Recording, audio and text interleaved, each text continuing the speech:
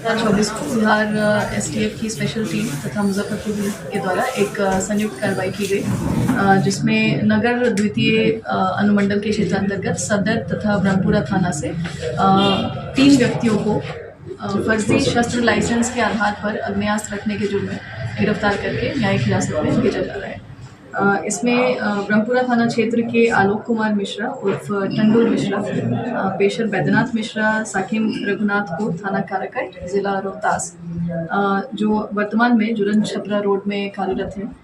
इनके द्वारा पिस्टल का लाइसेंस फर्जी होने की सूचना प्राप्त हुई थी।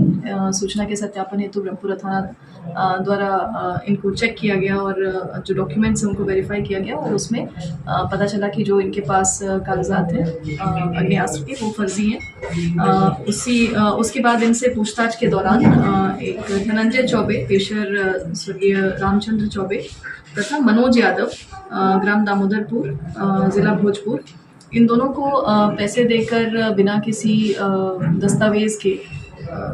जो लाइसेंस खरीदने की बात है वो सामने आई और इनके पास से एक पिस्टल 7.65 mm का और 16 पीस जिंदा कारतूस इसको बरामद किया गया और उसके साथ इनको गिरफ्तार किया गया। इस संदर्भ में ब्रह्मपुरा थाना कांड संख्या 257/24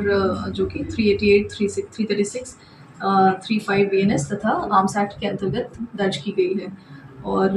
दिनांक 3/10/2024 को एसटीएफ पटना के द्वारा सूचना प्राप्त हुई थी कि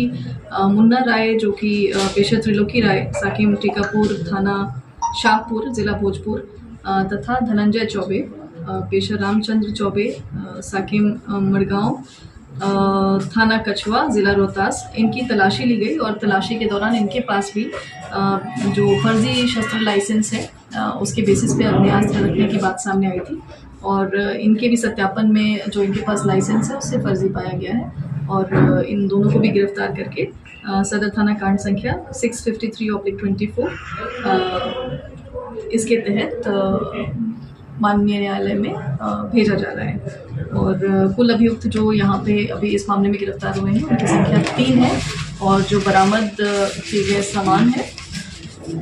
उसमें पिस्टल है, अवैध पिस्टल और जिंदा कारतूस, पिस्टल का होल्डर है और फर्जी लाइसेंस के कागजात हैं तथा कुछ लेदर बेल्ट्स और कुछ मोबाइल फोन्स इनको जब्त किया गया है और आगे इस संदर्भ में और भी कार्रवाई की जा रही है। लाइसेंस देने वाले कौन लोग हैं, कुछ पता चल पाया? इनका धंधा कब से चल रहा था मैडम? इसे देखिए, ये कुछ टाइम से ये प्राइवेट में एज बॉडीगार्ड्स ये लोग प्रतिनियुक्त हैं अलग अलग जगहों पे